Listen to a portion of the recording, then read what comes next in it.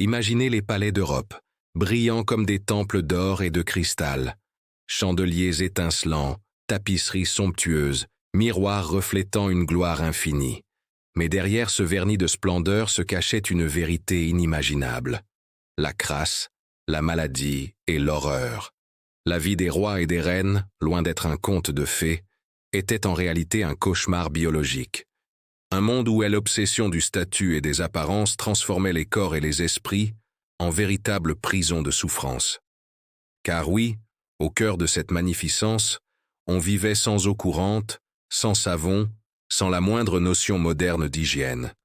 Les plus grands monarques, ceux qui régnaient sur des empires entiers, baignaient à peine une fois par mois.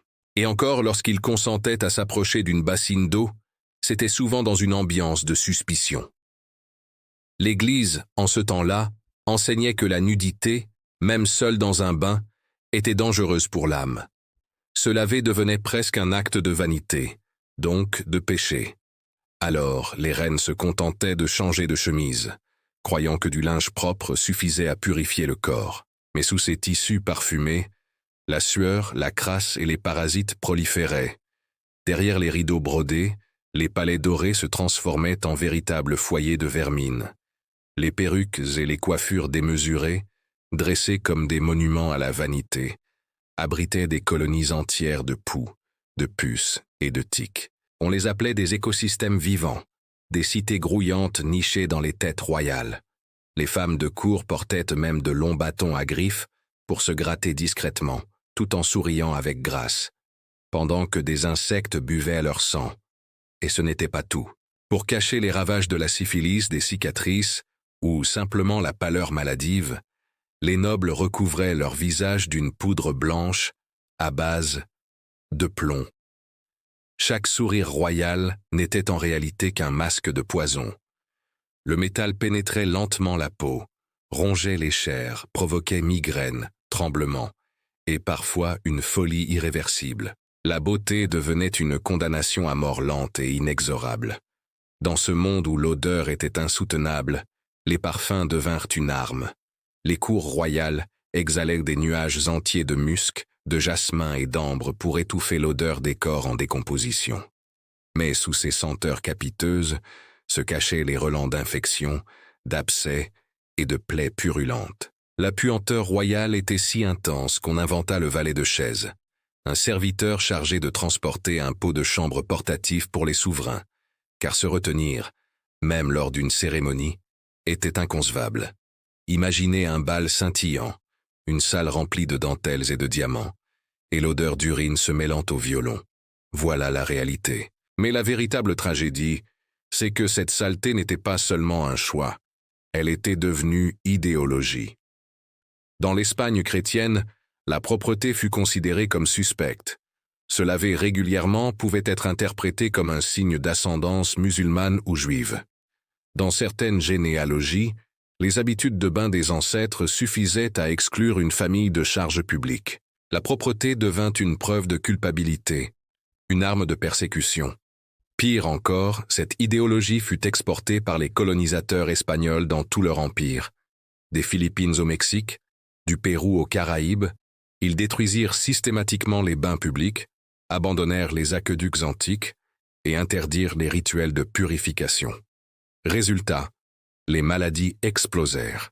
Typhus, dysenterie, infections cutanées se propagèrent comme jamais. Là où les civilisations indigènes avaient maintenu un équilibre sanitaire pendant des millénaires, l'Europe imposa la saleté comme loi. La crasse devint une arme coloniale, un outil de domination et de destruction. Et dans les cours royales, la souffrance se transforma en compétition. À Madrid, les nobles rivalisaient pour voir qui supporterait le plus longtemps sans se laver, qui afficherait la puanteur corporelle la plus intolérable, qui exhiberait le plus d'ulcères et de maladies de peau, preuve d'une foi ardente et d'une endurance spirituelle. L'hygiène fut remplacée par une étrange perversion. Plus on souffrait dans la chair, plus on se croyait pur dans l'âme. Rien n'illustre mieux cette cruauté psychologique que l'histoire de la comtesse Platon de Hanovre. Ravagée par la syphilis, la peau ouverte de plaies, le souffle empestant la chair en décomposition, elle prenait des bains, de lait. Non pas par luxe, mais pour apaiser un corps qui brûlait de l'intérieur. Et une fois sortie de sa baignoire, savez-vous ce qu'elle faisait? Elle faisait distribuer ce lait contaminé aux pauvres. Imaginez ces familles affamées, recevant ce don avec gratitude, priant pour la générosité de la comtesse, sans savoir qu'elle donnait à leurs enfants un poison invisible, porteur de microbes mortels. La charité se transformait en condamnation. Un don béni devenait une peine de mort. Et ce n'était pas un cas isolé. Partout, les cadeaux des nobles transmettaient la maladie. Les plats préparés par des cuisiniers infectés. Les vêtements donnés aux pauvres, infestés de parasites. Le vin de communion touché par des prêtres malades. Même les relations forcées entre seigneurs syphilitiques et servantes terrorisées contribuaient à répandre l'infection. Les cours royales devinrent, sans le vouloir, de véritables centres de guerre biologique. Mais c'est peut-être dans les cheveux que se trouvait l'horreur la plus intime. Ces coiffures monumentales, montées comme des forteresses, tenaient des semaines, parfois des mois, sans être défaites. À l'intérieur, la graisse rance d'animaux, mélangée aux poudres parfumées, servait de festin et de nid aux insectes. Les puces et les poux y pondirent par milliers, les tiques s'accrochaient au crâne, les larves creusaient des galeries dans la peau. Les reines et les princesses, les plus parfaites de l'Europe, se tenaient raides, le sourire figé, pendant que des centaines de parasites se nourrissaient littéralement de leur chair, jour et nuit. Certaines perdaient leurs cheveux par plaques, d'autres développaient des infections chroniques. Mais elles continuaient, prisonnières d'une mode qui confondait prestige et pestilence. Et puis, il y eut Versailles, le chef-d'œuvre du roi Soleil, le palais le plus somptueux du monde, et peut-être le plus répugnant. À son apogée, plus de 10 000 personnes y vivaient, nobles, serviteurs, officiers, soldats. Mais presque pas de latrines. Alors, on urinait dans les couloirs. On déféquait dans les escaliers, dans les cheminées, parfois même dans les salles de réception. Les odeurs d'excréments et d'urine se mêlaient aux parfums coûteux, créant une atmosphère si insupportable qu'on devait se boucher le nez avec des mouchoirs parfumés. Un jour, Marie-Antoinette elle-même fut éclaboussée par des déchets jetés d'une fenêtre en traversant une cour. Imaginez la reine de France parée de bijoux et de soie, recouverte d'excréments en plein cœur du plus grand palais du monde. Et ce n'était pas un accident. C'était la routine. Les canalisations en plomb fuyaient dans les cuisines. Les plafonds goûtaient de matière fécale. Les enfants royaux apprenaient à marcher en évitant les flaques de pisse dans les couloirs. Respirer, à Versailles, relevait d'un effort surhumain. L'air saturé d'infections provoquait vagues de dysenterie, de typhoïde, de choléra. Les médecins accusaient l'air corrompu ou la colère divine, refusant d'admettre que le palais Hendays était rien d'autre qu'une fosse septique dorée. Et pourtant, Versailles était imité partout en Europe. Les cours rivales copiaient son faste et ses excréments. Ainsi naquirent d'autres cages dorées, où l'humanité se noyait dans ses propres déchets, au nom du prestige. Voilà la vérité des rois et des reines, derrière les couronnes, des corps suppliciés. Derrière les diamants, des chairs rongées par les parasites. Derrière les parfums, l'odeur de la mort. Ces femmes et ces hommes n'étaient pas des monstres, mais des prisonniers d'un système qui sacrifiait la santé à la mode, la dignité à l'apparence, la vie à la vanité.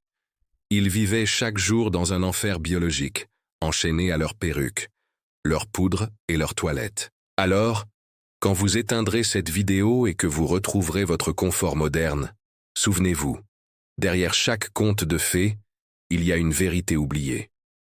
Ces reines, ces princesses, ces nobles que l'on imagine comme des icônes de beauté et de grâce, étaient en réalité des êtres humains, souffrants, infestés, empoisonnés, tentant de survivre dans des palais transformés en prison. Leur vraie histoire n'est pas celle du luxe et de l'élégance. C'est celle de la survie au milieu de la saleté, jusqu'à ce que la mort, enfin, les libère. Et voilà, derrière les murs dorés des palais, la vérité n'était pas celle des contes, mais celle de la crasse, de la douleur et de la mort. Ces reines aux sourires figés, ces rois aux habits brodés, vivaient en réalité prisonniers de leurs corps infestés et de traditions cruelles. Alors quand aujourd'hui nous idéalisons leur monde comme celui du raffinement et du luxe, souvenons-nous que chaque rubis brillait au-dessus d'une plaie, que chaque parfum cachait une puanteur insoutenable, que chaque couronne reposait sur un crâne rongé par les poux. La véritable leçon de cette histoire. Le pouvoir, le prestige et l'apparence n'ont jamais protégé de la souffrance humaine. Même les rois, même les reines, étaient vulnérables, fragiles et parfois plus misérables que leurs propres sujets. Et peut-être est-ce là le rappel le plus troublant de tous. Sous l'aigle, or et la soie, il ne restait qu'un corps, mortel.